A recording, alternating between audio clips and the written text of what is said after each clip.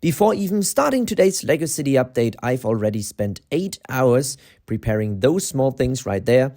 They're brick modifieds covered with dark green grapplers. And now in combination with this thing I'm building right there, which will be my tree trunk, I'm now building a ton of new pine trees. This thing right here is basically to have a stable log for the tree, and for the rest of the pine trees I'm now preparing different layers. The further down the tree goes, the thicker the layer basically.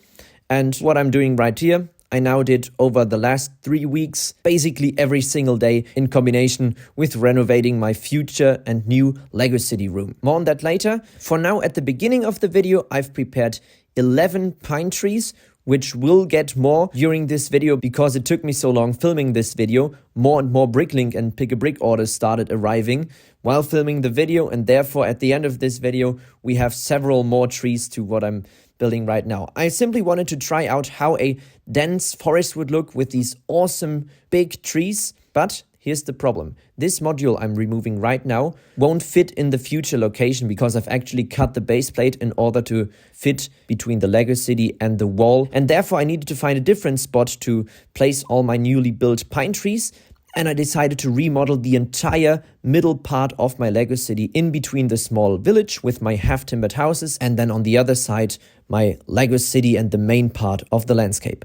Already, as I'm starting to add these dark green pine trees, you can see how important it is to have more contrast, and immediately it looks much better. Also, the new height of the trees is much more realistic in comparison to minifigures. Right now I'm starting to remove my birch trees, which was the second thing I wanted to remodel and rework in this LEGO City update because I was no longer satisfied with the look of these trees. As you know, the main source of all my vegetation I'm using in my city are those bright green leaves. Now I've ordered 2,000 more normal green leaves, and now this is the interesting part. Lime green leaves I'm planning on using for my new birch trees.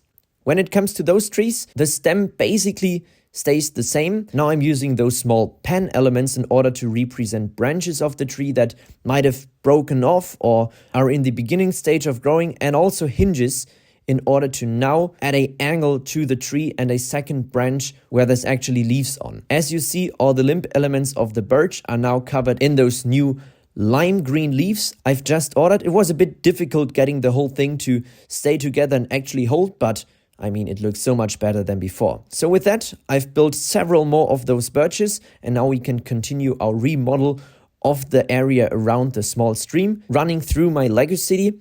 And honestly, before temporarily at least removing those lime green birches, I didn't think it would make such a difference and would be so important to have a different type of green in my LEGO City. I've also, of course, added a few standard type trees I'm always using. And now what's happening in this second is a real-life LEGO earthquake, because I'm now climbing onto my LEGO City in order to reach the backside, where I'm firstly adding pine trees, although I'll comment on those later on in this video. I think they are a bit too tall in this area because of the scale. And secondly, parallel to adding pine trees, I'm of course adding those newly built birches just in front of the bridge. Next up, I recently went to the Pick-a-Brick wall in Munich, and there I bought these awesome olive green small leaves. And now, I've never used this building technique before. I'm using a olive green limb element, and I'm now adding those small leaves in every single hole of that limb element. And now this is what the entire thing looks like. Of course, these small leaves are all on different heights. And now I absolutely love this building technique. Using a brick modified with a plant stem, we can now fit the plant stem into the hole of those leaves.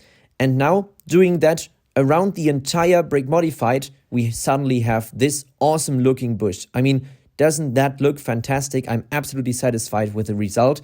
And of course, removing those limb elements and adding the newly built bush, I don't have to tell you that this is a major upgrade and looks so much better than before. Did that in another spot between the two train tracks back there. And now I still had one type of bush remaining. I definitely wanted to remodel.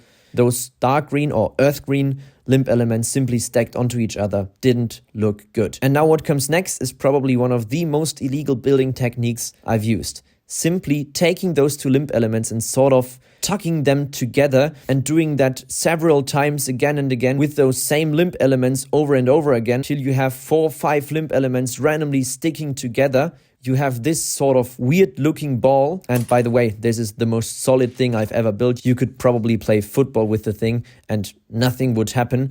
And now comparing the old bush on the left side with the new one on the right, I don't have to tell you how much better the new one looks. Now it was of course time to exchange the entire thing throughout my city, and the difference that made was insane.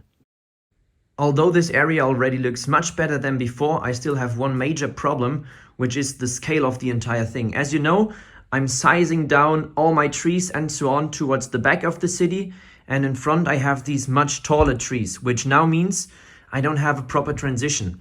These 2 trees I've planted there will be removed in just a second, and now I've prepared 6 more smaller trees, which I now want to try out if it somehow helps me with my transition onto the smaller scale in the background. So it's once again time to activate Godzilla mode and walk through my city. I'm always placing my hand towards the ceiling in order to not fall into the mountain as it happened a few months ago. Learned from my mistake there, but I'm always quite careful when walking in my Lego city. I'm now exchanging those 2 big pine trees I've added earlier, and in combination to doing that, I'm of course also adding some more pine trees on the other side of the stream, and having that done, I think it's time to take a look at this transition regarding the scale.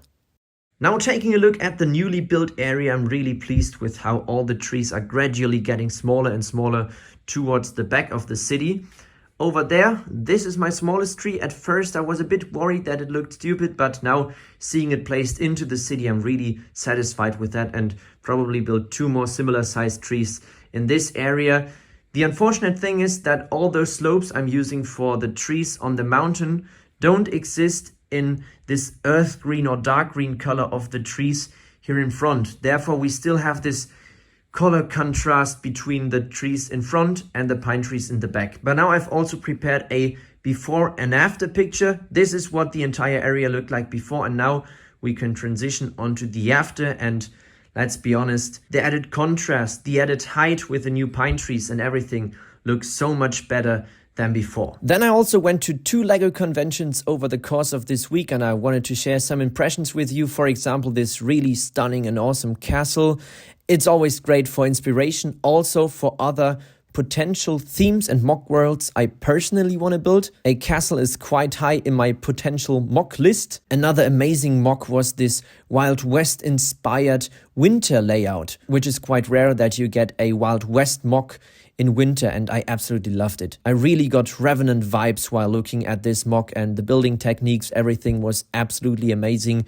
With those trees that are covered in snow, and the higher you get within the mock, so the more altitude you get, the more snow is on the trees. Absolutely amazing attention to detail. I thought I'd simply share some impressions of those mocks with you, because those mocks were some of the best builds I've seen in recent times, or this Viking layout right here. I also wanted to share with you, while showing you some of the impressions of those conventions, the current progress I'm making over in the future Lego Museum.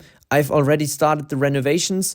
I'm also filming everything, but it will of course take me quite some time to get the entire room transition video together. And also, when it comes to moving my entire Lego city, I don't think it will happen within this year. I'm planning on moving the entire thing in January probably, because of course, before moving the entire city, I have to finish all the construction work. Otherwise, there's way too much dust in the location, and dust, as you probably know, is the main enemy of any Lego mock layout. So we still have to wait a bit till moving day, but the good news is, in the meantime, we can still continue building Lego in this location right here, and therefore you won't be missing out on any Lego City updates. With that being said, that's it for this week's video. I really hope you enjoyed, and I'll see you again in the next one.